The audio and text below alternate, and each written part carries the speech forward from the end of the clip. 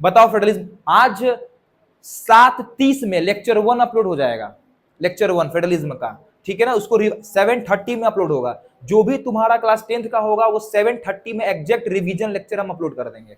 उसको 2x पे देखना है, 5x पे देखना है, 9x पे देखना है, देखो उसको कंप्लीट करो, ठीक है।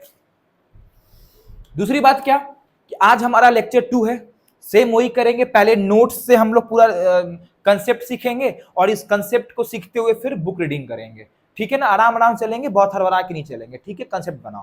फेडरलिज्म में क्या होता है सर, जब पावर को डिवाइड किया जाता है अलग अलग अथॉरिटी में, उसको हम लोग फेडरलिज्म बोलते हैं। उसका नीड क्यों है ये बता चुके थे, पर्पस क्या है ये बता चुके हैं, ये सब हो चुका है, ठीक है ना। अब तुम्हारे एनसीईआरटी में बच्चों यहां से हम लाइन चुराए हैं, देखो ये वाला है, ये वाला पार्ट तुमको खुद से पढ़ना इंपॉर्टेंट है नहीं वैसे, ठीक है। इस कारण से ये हम नहीं पढ़ा रहे हैं, ये आप लोग खुद से एक बार रीडिंग डाल लेना। क्लास 10th के बच्चा से तो हम ये इतना उम्मीद तो कर ही सकते हैं ना गाइस, नहीं करें? ठीक है, नहीं करते हैं जाओ, लेकिन कल क्वेश्चन पूछ देंगे तो कल मजा आएगा फिर तुम लोग को, ठीक है। तो ये चीज हो गया बच्चों।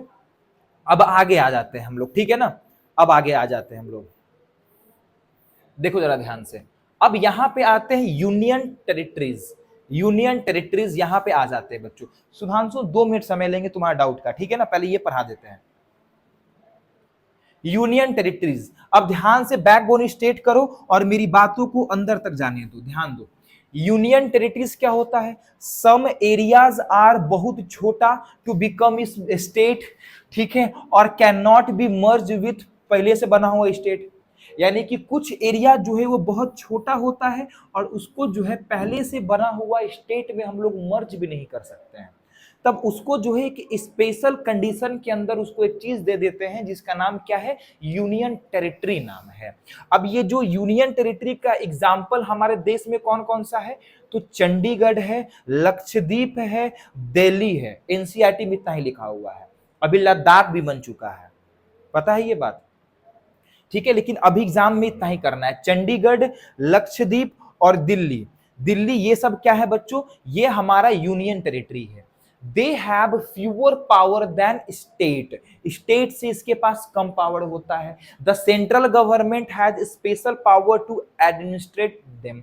यानी कि ये जो यूनियन टेरिटरी है इस पे पूरा पूरा कौन एडमिनिस्ट्रेशन करता है, सेंट्रल गवर्नमेंट एडमिनिस्ट्रेशन करता है। क्या इसके पास अपना कोई पावर है, नहीं, इसके पास अपना कोई पावर नहीं होता है। बताओ यूनियन टेरिटरी बहुत बड़ा होता है क्या, छोटा होता है, ठीक है ना। यहां तक समझ में आ गया, ठीक है सर, यूनियन टेरिटरी के बारे में समझ आ गया। अब आगे देखते हैं हम लोग, अब आगे देखते हैं हम लोग। ये देखो, कॉन्स्टिट्यूशन प्रोटेक्ट फेडरलिज्म। फेडरलिज्म को कौन प्रोटेक्ट करता है बच्चों, हमारा कॉन्स्टिट्यूशन करता है protect. The distribution of power can not be changed by parliament alone. Parliament अकेले अगर चाहेगा कि हम चेंज कर ले तो वो चेंज नहीं कर सकता है।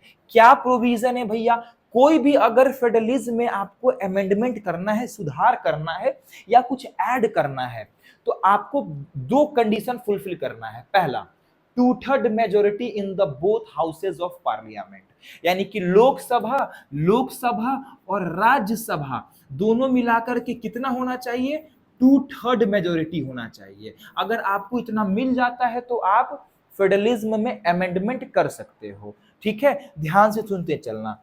Ratification bye at least half of the state legislature, वही रेटिफिकेशन बाय एटलीस्ट हाफ, हाँ, यानी कि स्टेट लेजिस्लेचर के एटलीस्ट जो है हाफ होना चाहिए उसका मेंबर का सहमति, आधा मेंबर का सहमति कम से कम होना चाहिए। जिसको मेनली तुमको ये याद रखना है कि 2/3 सीधा एमसीक्यू में भी आ सकता है ये सीधा, ठीक है ना। तो अगर हम बात करें क्या फेडरलिज्म खुद से, यानी कि जो रूलिंग पार्टी है सिर्फ वो कर सकता है अमेंडमेंट, उसका स्पेशल केस क्या है कि दोनों हाउसेस में कितना चाहिए मेजोरिटी, और स्टेट लेजिस्लेचर के मेंबर का कम से कम आधा सहमति उसको चाहिए। रोल ऑफ जुडिशियरी हम लोग को पता है, the high court and supreme court interprets the constitution, settle centre state dispute, ये सब कल पढ़ चुके हैं हम लोग। प्रोटेक्ट करता है कॉन्स्टिट्यूशनल प्रोविजन और हम लोग को हमारा फेडरलिज्म को भी प्रोटेक्ट करता है। बेसिकली ये जो रोल ऑफ जुडिशियरी है ये हम लोग बचपन से ही पढ़ते आ रहे हैं कि सेंटर और स्टेट के बीच में कोई भी डिस्प्यूट होगा तो कौन सुधारेगा? जुडिशियरी सुधारेगा। फेडरलिज्म में क्या पूरे के पूरे कॉन्स्टिट्यूशन को कौन करता है प्रोटेक्ट? जुडिशियरी करता है प्रोटेक्ट, ठीक है ना। The judiciary act as the guardian of the constitution, constitution का गार्जियन के जैसा जो है ये एक्ट करता है।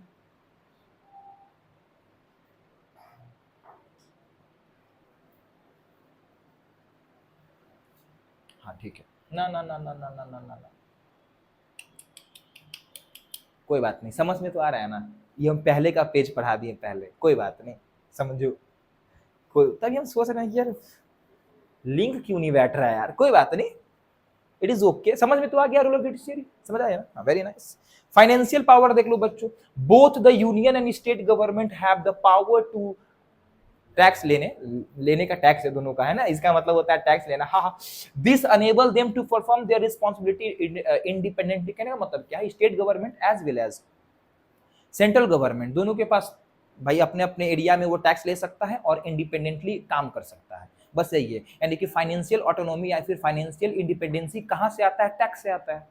कहाँ से आएगा? टैक्स से। स्टेट का अलग टैक्स होता है और नेशनल गवर्नमेंट का टैक्स अलग होता है। अगर हम बात करें यहाँ, बेसिकली हमको यहाँ शुरू करना चाहिए था, कोई बात नहीं, तो इसको तुम पढ़ लेना, ठीक है ना। अब यहाँ देखो, अगर हम बात करें इंडिया, अगर हम बात करें प्यारे बच्चों कि what makes India a federal country, India एक फेडरल कंट्री कैसे है, इंडिया एक फेडरल कंट्री कैसे बनता है, तो हम लोग को पता है इंडिया जो है यहाँ पे बहुत सारा लैंग्वेज, कंडीशन याद है ना कि फेडरलिज्म का क्या कंडीशन होना चाहिए?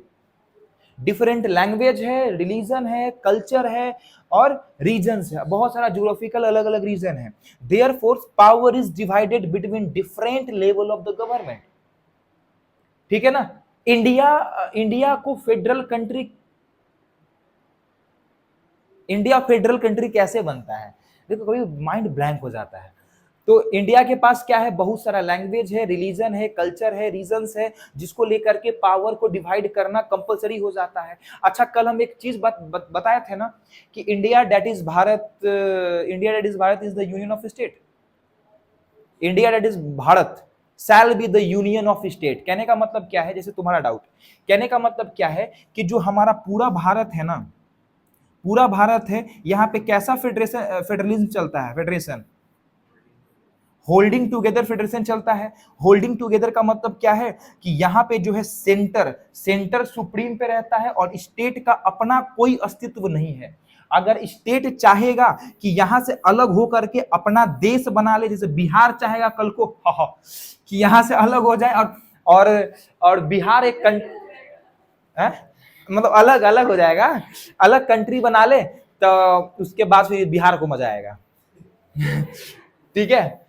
तो देखो, तो यानी कहने का मतलब क्या है कि स्टेट का यूनियन है, यानी कि बहुत सारा स्टेट मिलकर के भारत बना है, लेकिन स्टेट का अपना कोई अस्तित्व यहाँ पे नहीं है, ठीक है। स्टेट भारत से अलग नहीं हो सकता है। After independence princely state join India. Princely state का मतलब होता है जहां पे राजा लोग शासन करता था। इंडिपेंडेंस के बाद वो लोग इंडिया में ज्वाइन किए, कॉन्स्टिट्यूशन डिक्लेयर किया कि इंडिया एक यूनियन होगा, ना कि फेडरेशन होगा। What is the difference between union and federation? Federation हमारा यूएसए है, स्विट्जरलैंड है, यूनियन हमारा इंडिया है। फेडरेशन में क्या होता है कि स्टेट आराम से अलग हो सकता है, ठीक है ना, सेंटर के पास ज्यादा पावर नहीं होता है। लेकिन यूनियन कह लो या फिर कमिंग टुगेदर फेडरेशन बोल लो, यही सॉरी होल्डिंग टुगेदर फेडरेशन बोल लो, तो इसमें क्या होता है कि स्टेट का अपना कोई अस्तित्व नहीं है, स्टेट जो है अलग नहीं हो सकता है, अलग कंट्री नहीं बना सकता है, ठीक है। Important NCERT point, also the constitution does not use the word federal the India. हाँ, तो ये इस कारण से हम लोग अपने कॉन्स्टिट्यूशन में फेडरल वर्ड का यूज नहीं किए, हम लोग अपने कॉन्स्टिट्यूशन में यूनियन यूज किए हैं। यूनियन कि India that is Bharat shall be the union of state, स्टेटों का यूनियन है। नहीं समझ आ रहा है क्या? समझ में आ रहा है ना, कोई दिक्कत वाली बात तो नहीं है, ठीक है ना। यानी कि इंडिया जो है स्टेट्स का यूनियन है। इंडिया के अंदर ऐसा क्या क्या चीज है जो इसको फेडरेशन बनाता, फेडरलिज्म के अंदर लाता है, यानी कि उसको क्या ऐसा नीड पड़ गया कि उसको पावर को डिवाइड करना पड़ा, तो अलग कल्चर है, लैंग्वेज है, पीपल है, सब अलग अलग है, जिस कारण से पावर को डिवाइड करना पड़ा। बहुत सिंपल वैसे चैप्टर है ये, तो यहाँ पे ध्यान दो। तो 3 लेवल ऑफ गवर्नमेंट इंडिया में क्या है ना, सबसे ऊपर है यूनियन गवर्नमेंट, उसके बाद आता है स्टेट गवर्नमेंट, उसके बाद आता है लोकल गवर्नमेंट, या फिर बोल लो इसको पंचायत या फिर म्युनिसिपैलिटीज। ठीक है, देखो ओरिजिनली यूनियन गवर्नमेंट और स्टेट गवर्नमेंट था। स्टार्टिंग में जब कॉन्स्टिट्यूशन बना तो यूनियन गवर्नमेंट और स्टेट गवर्नमेंट था। बाद में तीसरा लेवल भी इसमें जोड़ दिया गया, पंचायत जो कि गांव के लिए था, म्युनिसिपैलिटीज जो कि अर्बन लोगों के लिए था।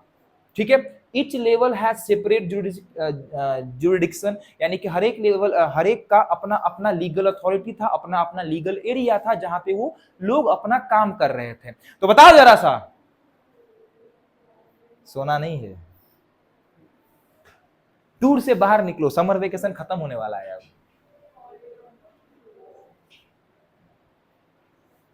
तो बताओ जरा, क्या इंडिया में पहले से 3 टायर्स थे? कितने टायर्स थे? 2 टायर्स थे इंडिया में। ठीक है ना, अगर हम बात करें कि जो म्युनिसिपैलिटीज होता है वो रूरल के लिए होता है कि अर्बन के लिए होता है? अर्बन के लिए होता है। अरे वाह वाह वाह।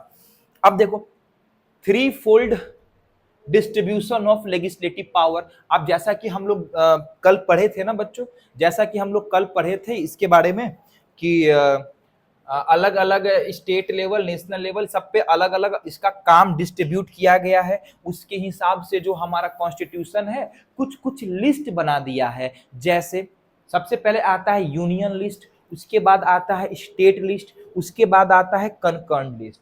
ठीक है, अब इसके बारे में पढ़ते हैं कि यूनियन लिस्ट यानी कि वैसा मुद्दा जो नेशनल गवर्नमेंट जो है क्या करेगा, टैकल करेगा, संभालेगा। उसमें कौन कौन सा आता है? तो डिफेंस आता है, foreign affairs, banking, communication, currency, ये सब किसके अंदर आता है? यूनियन लिस्ट के अंदर आता है, जिसमें जो है सिर्फ और सिर्फ यूनियन गवर्नमेंट ही लॉ बना सकता है। डिफेंस के लिए लॉ बनाना हो, करेंसी का कुछ करना हो, नोटबंदी कर देना हो, इसको मास्टर स्ट्रोक बता देना हो, ये सब कौन बताएगा? ये सब यूनियन गवर्नमेंट बताएगा। ठीक है ना। अब देखो, फिर स्टेट लिस्ट देखो, पुलिस को मैनेज करता है, अपने यहाँ के ट्रेड को, कॉमर्स को, एग्रीकल्चर को। याद रखना, अगर ये क्वेश्चन आया ना कि एग्रीकल्चर किस लिस्ट में आता है, तो याद रखना किस में आता है? स्टेट लिस्ट में आता है। इरिगेशन किस में आता है? स्टेट लिस्ट में आता है। ठीक है ना। अब इन सभी चीजों पे लॉ बनाने का अधिकार किसके पास है बच्चों? स्टेट गवर्नमेंट के पास है। स्टेट गवर्नमेंट के पास ही इसका अधिकार। सो रहा है क्या? फिर आता है कंकर्न लिस्ट। जैसे कंकर्न लिस्ट का मतलब यह है कि दोनों मिल करके, यूनियन भी काम करेगा इस पे, एज वेल एज स्टेट भी काम करेगा इस पे। दोनों मिलके अगर कोई कानून बना रहा है तो उसको बोलेंगे कंकर्न लिस्ट। जैसे एजुकेशन पे दोनों मिलके बना सकता है, फॉरेस्ट पे, ट्रेड यूनियन पे, मैरिज पे, एडॉप्टेशन पे और सक्सेशन पे, उत्तराधिकारी पे। तो याद रखना, अगर मान के चल कि यूनियन और स्टेट आपस में मिल करके लॉ बना रहा है, मान के चलते एजुकेशन पे स्टेट के सीएम हम बन गए, हम बोले कि एजुकेशन को सबसे फर्स्ट पोजीशन पे रखना है। ठीक है, यूनियन में बैल बैठा हुआ है, अब बैला बोल रहा है कि नहीं उसको लास्ट में रखना है। ठीक है, तो कॉन्फ्लिक्ट हो गया। अब दोनों में जब कॉन्फ्लिक्ट हो गया तो अनफॉर्चुनेटली बैला जीत जाएगा, बोला है कि नहीं लास्ट में रखो, तो बैला जीतेगा फिर। ठीक है ना। तो बैल जीत करके, यानी कि अगर दोनों में कॉन्फ्लिक्ट हो गया तो फिर यूनियन ही जीतता है, यूनियन का ही क्या बोल सकते हैं, दबदबा ज्यादा है। यानी यूनियन बस आपसे बस राय लिया जाएगा, लेकिन पास होगा तो यूनियन का ही बात पास होगा। ठीक है ना। हाँ, एक आध बार हाँ हाँ होता नहीं है, बताएंगे, रुको। ठीक है ना। तो ये बात समझ में आ गया, तीनों लिस्ट समझ में आ गया ना, तीनों लिस्ट समझ में आ गया। स्टेट में पुलिस, इरिगेशन, एग्रीकल्चर, ये सब, इसमें defence, currency, foreign affair, banking, ये सब, और इनमें दोनों मिला करके। ये सब फिंगर टिप पे याद होना चाहिए, सीधा क्वेश्चन आते हैं पेपर में, एमसीक्यूज में सीधा फिंगर टिप पे होने चाहिए एक एक पॉइंट। ठीक है ना। अब देखो एक और आता है रेस्टिड्यूरी सब्जेक्ट। रेस्टिड्यूरी सब्जेक्ट का मतलब ये होता है, ये ऐसा सब्जेक्ट जो ना यूनियन में है, ना स्टेट में है, ना कंकर्न में है, ये बिल्कुल अलग है, यानी subject not included in any of three list. जैसे आता है तुम्हारा कंप्यूटर सॉफ्टवेयर, कंप्यूटर सॉफ्टवेयर, तो इसमें क्या होता है कि only the union government can mix the law. तो उससे अच्छा चुपचाप से यूनियन में रख देता ना, है कि नहीं, उससे अच्छा इसको यूनियन में रख देना था। तो याद रखना, ये जो है ना कंप्यूटर सॉफ्टवेयर, कंप्यूटर सॉफ्टवेयर जो है ये किसी लिस्ट में नहीं आता है, लेकिन कंप्यूटर सॉफ्टवेयर पे अधिकार, लॉ बनाने का अधिकार किसके पास है, यूनियन के पास है। वेरी नाइस बच्चों, वेरी नाइस, वेरी नाइस, वाह वाह वाह वाह वाह। अब देखो, हम जैसा कि हम बताए थे ना स्टेट के बारे में, स्टेट के बारे में, हमारा जो है होल्डिंग टुगेदर फेडरेशन है, जिसमें होल्डिंग टुगेदर फेडरेशन है बच्चों हमारा कंट्री, जिसमें जो है स्टेट के पास कुछ स्पेशल प्रोविजन हो सकते हैं। पढ़े थे ना हम लोग, नहीं पढ़े थे जी, पढ़े थे ना। हाँ, कमिंग, इसको बोलते नींद फाड़ना। हम जोर से बोले, डर गए ना, अभी डर गए ना, हाँ ठीक है। तो हम लोग बोलते हैं होल्डिंग टुगेदर, होल्डिंग टुगेदर, ठीक है ना। तो होल्डिंग टुगेदर में क्या होता है कि इसमें जो है स्टेट के पास जो है कुछ स्पेशल प्रोविजंस होते हैं, कुछ स्पेशल प्रोविजंस होते हैं। कॉन्स्टिट्यूशन जो है इसको कुछ स्पेशल प्रोविजन देकर रखा है अंडर आर्टिकल 371। देखो यहाँ पे, some state enjoy special constitutional provision because of their social and historical condition। जैसे आसाम, नागालैंड, अरुणाचल प्रदेश, मिजोरम अंडर आर्टिकल 371। ये लोग, जैसे आसाम हो गया, नागालैंड हो गया, मिजोरम हो गया, ये सब जो है अपने लैंड राइट्स को कर सकते हैं प्रोटेक्ट, अपने कल्चर को कर सकते हैं, और ये जो है प्रोवाइड प्रिफरेंशियल एम्प्लॉयमेंट, यानी कि जो भी इसका एम्प्लॉयमेंट का जो भी जरिया है उसको प्रमोट कर सकते हैं। कहने का मतलब क्या है कि अगर यूनियन गवर्नमेंट चाहेगा कि हम नागालैंड में कोई भी लॉ बना करके वहां पे पेड़ काट देंगे, तो ये पॉसिबल नहीं है। पहले वहां का यूनियन से, वहां के लोगों से प्रॉपर सहमति लेना पड़ेगा कि भैया क्या ये करने दे रहे हो। अगर बोल देगा नहीं, तो यूनियन गवर्नमेंट किसी भी हालत में यहाँ पे कोई भी काम नहीं कर सकता है, क्योंकि इसके पास कॉन्स्टिट्यूशनल अधिकार है। क्या मैं बहुत चीजों को कॉम्प्लेक्स कर रहा हूं? ठीक है, हाँ। People who are not permanent residents में face restriction on buying land in some of this state, of course, यानी कि इस स्टेट्स में जो है जिसका परमानेंट रेसिडेंट नहीं है, थोड़ा दिक्कत आ सकता है। बाहर से अगर मान लो हम बिहार में से जाकर के मिजोरम में चाहेंगे कि जमीन खरीद ले, तो बहुत दिक्कत आएगा, हो सकता है कि हमको जमीन देबो ना करे, ठीक है ना, बहुत दिक्कत आ सकता है। अब आगे देखते हैं बच्चों हम लोग, अब आगे देखते हैं। तो यूनियन टेरिटरी के बारे में तो हम बता दिए ना, यूनियन टेरिटरी के बारे में बता दिए, ठीक है ना, यूनियन टेरिटरी बाकी सब बता दिए, ठीक है, ये सब हो गया। अब आ जाओ एनसीईआरटी पढ़ते हैं। तो ये वाला बच्चा तुम लोग खुद से पढ़ लेना, ये ऐसे रीड कर लेना, ठीक है। अब देखते हैं हम लोग आगे, what makes India a federal country. India को फेडरल कंट्री को कैसे बनाता है भैया, देखो जरा। अब यहाँ पे स्टोरी लिखा हुआ है कि let us begin with the constitution. India had emerged as independent nation after painful and bloody partition. हम लोगों को पता है ना, बहुत ज्यादा खून बहा था पार्टीशन के टाइम पे, मोहम्मद अली जिन्ना के कारण, black day. Soon after independence, several princely states become a part of the country. ठीक है, the constitution declared India as a union of state. India is a union of state. Although it did not use the word federation. Federation का word हम लोग के constitution में है क्या? नहीं है। कौन सा वर्ड है? यूनियन ऑफ स्टेट का वर्ड है। The Indian union is based on the principle of federalism. लेकिन इसका जो कोर प्रिंसिपल है वो फेडरलिज्म पे ही बेस्ड है, यानी कि हम पावर को क्या करेंगे? डिवाइड करेंगे, पावर को प्रॉपर हम लोग डिवाइड करेंगे। देखो, let us go back to the 7th feature में चलते हैं। चलो चलेंगे कैन भी, चलो चलेंगे, ठीक है। अब यहां से द कॉन्स्टिट्यूशन ओरिजिनली प्रोवाइडेड, अब देखो हम लोग ये पढ़ लिए जो हमारा कॉन्स्टिट्यूशन है वो पहले 2 टायर सिस्टम को दिया था गवर्नमेंट को, फिर यूनियन गवर्नमेंट और स्टेट जिसको सेंट्रल गवर्नमेंट कहते हैं जो कि यूनियन ऑफ इंडिया को रिप्रेजेंट करता है, और स्टेट गवर्नमेंट। बाद में तीसरा टायर भी ऐड कर दिया गया। तीसरा टायर, जागो, जाग गए। देखो पढ़ाई को ना जब बहुत ज्यादा सीरियस मत लेना, चिल पिल रहो, ठीक है ना। बहुत सीरियस लोग है ना, देखो हम पढ़ाते नहीं है, आई वॉन्ट इंजॉयमेंट। पढ़ाना इसे, अगर हम ऐसे फिर पढ़ाएंगे ना कि ऐसे चश्मा लटका के आएंगे अब बोलेंगे फेडरलिज्म में क्या होता है, फेडरलिज्म जो है लगेगा ना कि हम गुलामी कर रहे हैं क्या, ऐसा फील होगा ना जी। तुम लोग भी लगा रहे यार कहाँ आ गए यार, पर मास्टर नहीं पढ़ा पाएंगे ना। आई वॉन्ट इंजॉयमेंट, देखो पढ़ाई को एकदम हल्का हल्का में लो, ठीक है। मन ना करे मत पढ़ो, लेकिन जब मन करे तो धुआं धुआं निकाल दो। अभी मन अभी करेगा ना, अभी हम खड़े हैं पढ़ा रहे करे, अभी मन नहीं करे कॉपी बंद। वाह अरे बाबू वाह, ये लोग छूट देते थे, लोग चिल मार लगता है। बोली वाह वेरी गुड। एनीवेज बच्चों, प्यारे बच्चों, पानी पी लेते हैं क्या। कुछ कुछ बच्चा मूवी देखता है, ऐसे बैठा रहेगा, मस्त मूवी देखेगा। मास्टर तो बकबका ही रहा है ना, कोई बात नहीं, कोई बात नहीं, इट इज मैनेजेबल। वीडियो देखते रहना, रुक गया ना तो तोरा मारेंगे हुए आके।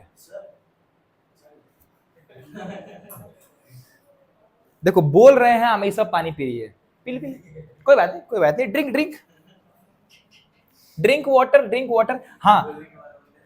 हाँ देखो थर्ड टायर बच्चों यहाँ पे ऐड कर दिया गया। थर्ड टायर ऐड कर दिया गया, जैसे पंचायत, जैसे म्युनिसिपालिटीज, यस और no. As in any federation these different tier enjoy separate jurisdiction, अपना अपना लीगल अथॉरिटी अपना एंजॉय करता है। The Constitution clearly provide threefold distribution of legislative power between the union government and state government, जिसको लेकर के 3 list बनाया गया। कौन कौन सा लिस्ट बनाया गया बच्चों? सबसे पहले आता है union list. Union list includes subject of national important such as defence, foreign affairs, banking, communication, currency, ठीक है ना। अब इन सब पे लॉ कौन बनाएगा, पॉलिसी कौन बनाएगा? तो इन सब पे पॉलिसी जो है वो बनाएगा union government. The union government जो इन सब पे क्या बनाएगा? लॉ बनाएगा, पॉलिसी बनाएगा, ठीक है बच्चों। उसके बाद आता है स्टेट लिस्ट। स्टेट लिस्ट क्या बोल रहे हैं यार, स्टेट लिस्ट, ठीक है। अब स्टेट लिस्ट में क्या होगा? पुलिस होगा। देखो इसमें लोकल इंपॉर्टेंट पुलिस हो गया, ट्रेड हो गया, कॉमर्स हो गया, एग्रीकल्चर हो गया, इरिगेशन हो गया। क्या हो गया? ए देखो इसको इसको रुवा दे इसको, ले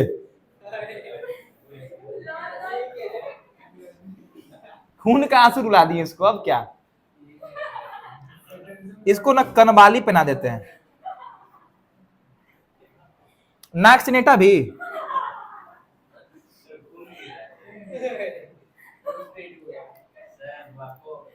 है? हाथ में एप्पल का वॉच पहना देते हैं, लेकिन एप्पल बनता कैसे है?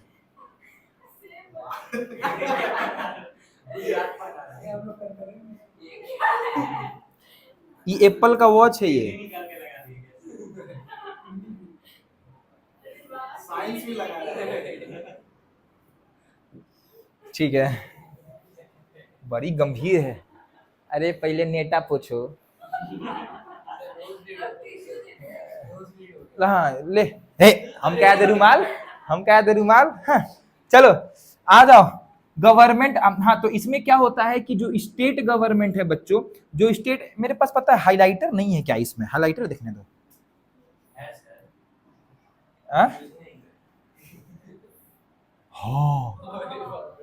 ये तो भुला ही गए थे हम, कोई बात नहीं। अब देखो, अब पूरा पोत देंगे, देखना अभी। देखो द स्टेट गवर्नमेंट जो है, दिख रहा है ना, स्टेट गवर्नमेंट जो है अलग अलग लॉ, कहने का मतलब क्या है, स्टेट गवर्नमेंट इस पे लॉ बना सकता है। ये सब लिस्ट जो कि उसके अंदर आता है, ठीक है ना। हाँ ठीक है, पीला कलर यूज करके देखते हैं। अब आता है कनकर्न लिस्ट, ठीक है ना। अब कनकर्न लिस्ट में क्या होता है जिसमें यूनियन गवर्नमेंट और स्टेट गवर्नमेंट दोनों मिलके जब कोई सब्जेक्ट पे लॉ बनाता है उसको हम लोग क्या बोलते हैं, कंकर्न लिस्ट बोलते हैं। देखो जैसे हो गया एजुकेशन, जैसे हो गया फॉरेस्ट, ट्रेड यूनियन, मैरिज, आओ बड़ा कर देते हैं इसको, जैसे हो गया एडॉप्टेशन, थोड़ा और बड़ा कर देते हैं, ठीक है ना। तो ये सब ये, हाँ ठीक है, अब परफेक्ट आ रहा है, ठीक है। अब देखो इसमें क्या होता है कि both union as well as state government आपस में मिल करके भैया लॉ बना सकता है। The subject mention in the list, ding dong ding dong ding dong, अगर कंफ्लिक्ट हुआ तो कौन है, अगर कौन जीतेगा, अगर कंफ्लिक्ट हो गया तो, कंफ्लिक्ट हो गया तो कौन जीतेगा, बेला, बेला जीत जाएगा, ठीक है। डन डन प्यारे बच्चों। अब यहाँ पे दिया हुआ है कि भैया ऐसा ऐसा सब्जेक्ट जो दोनों में नहीं है तो उसको क्या बोलते हैं, तो उसको बोलते हैं हम लोग रेसिड्यूरी सब्जेक्ट, ठीक है ना, जो कि होता है कौन सा, कंप्यूटर सॉफ्टवेयर, कंप्यूटर सॉफ्टवेयर, ठीक है ना। लेकिन फिर इसमें कौन बनाएगा लॉ, यूनियन गवर्नमेंट बनाएगा। गॉट इट बच्चों, मजा आ रहा है ना, नहीं यार तो भाग बाहर, ठीक है। अब देखो we noted above that the most federation that are formed by the holding together do not equal power to its constitution, thus अब यही है, देखो अब यही है, thus all state in the Indian Union do not have identical power, अपना अपना power नहीं है, कुछ स्टेट को कुछ स्पेशल स्टेटस दिया गया है। जैसे देखो जैसे देखो जैसे देखो आसाम हो गया, नागालैंड हो गया, अरुणाचल प्रदेश हो गया, मिजोरम हो गया, ये सब क्या करते हैं बच्चों, ये सब जो है इंजॉय करते हैं special power under constitution article 371, ठीक है ना, due to their peculiar social and historical circumstances, ठीक है बच्चों, ठीक है। पूरा हम एनसीईआरटी पोत देंगे अभी। अब देखो दीज अरे रुको, कलर चेंज, मजा आ रहा है पागल, ठीक है ना, ब्लू, ले blue, black,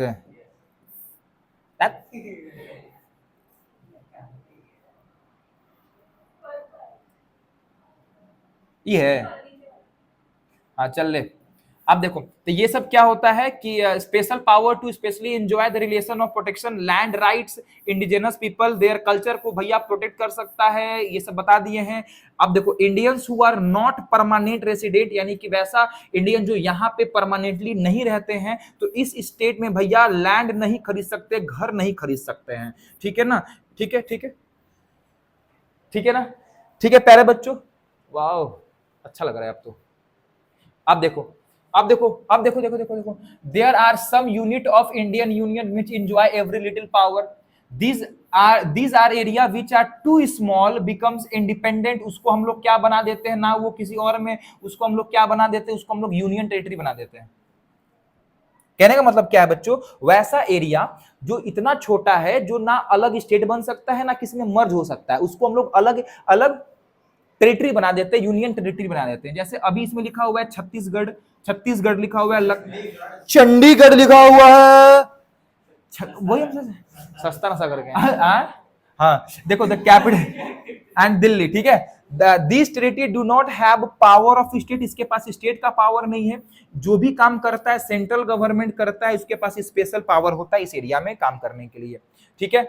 this sharing power between union, ए मार दूंगा, मस्ती नहीं, union government and state government basic structure to the constitution, it is not easy to make changes, अब ध्यान देना, it is not easy to make changes to this power sharing arrangement, the parliament can not on its own changes, यानी सब arrangement में सिर्फ parliament अकेले नहीं कर सकता है, उसको करने के लिए करीबन सबसे पहले तो दोनों हाउसेस का चाहिए क्या, सहमति चाहिए, कितना चाहिए भाई, 2/3 ऑफ मेजोरिटी चाहिए, इट इज रेटिफाइड, रुको हटो, ठीक करने के लिए कम से कम क्या चाहिए, स्टेट टोटल स्टेट का कम से कम आधा सहमति चाहिए। अब मान के चलो कि अगर क्या हो बच्चों, दोनों में मार हो जाए तो मार को सुलझा, बहुत मस्ती कर रहा है, इसको बताते हैं, रुको।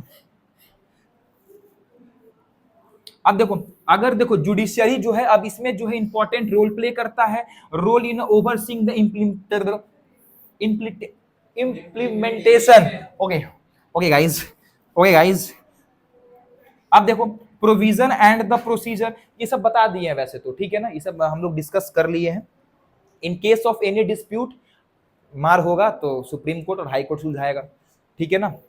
और of course the union and state government have the power to raise the resources by tax लेके, ताकि टैक्स ऑटोनॉमी डेवलप हो सके, ठीक है। तो यहाँ पे हम लोग एनसीईआरटी का एक एक लाइन को पोत दिए हैं जो इंपॉर्टेंट था बेसिकली, ठीक है ना। एक मिनट इसको रुवा देते हैं। अरे पीला आंसू, लाल आंसू, रो दे भे, ठीक है। ठीक है, समझ में आ गया। ये अब अभी हम लोग इतना ही तक रखेंगे, ठीक है। तो जैसे कि हम ये बोल रहे हैं ना कि हम आराम आराम से इस कारण से पढ़ा रहे ताकि तुम लोग भी पोस्टमार्टम करो घर पे जाकर, जैसे हम यहाँ पे पोस्टमार्टम किए ना, वैसे ही नोट स्केल से कंसेप्ट बना लिए, रिवीजन लेक्चर देख लिए, और फिर घर पे जाकर के प्रॉपर उसको क्या कर रहे हैं, पढ़ रहे हैं, प्रॉपर समझ रहे हैं अच्छे तरीके से, ठीक है ना, प्रॉपर समझ रहे अच्छे तरीके से। इस तरीके से अब कल हम लोग इस चैप्टर को खत्म कर देंगे, ठीक है। कल भर और चैप्टर लगेगा और कल पूरे चैप्टर को हम लोग बाइंड अप कर देंगे पूरा, ठीक है ना, ठीक है। तो आज थोड़ा छोटा क्लास है,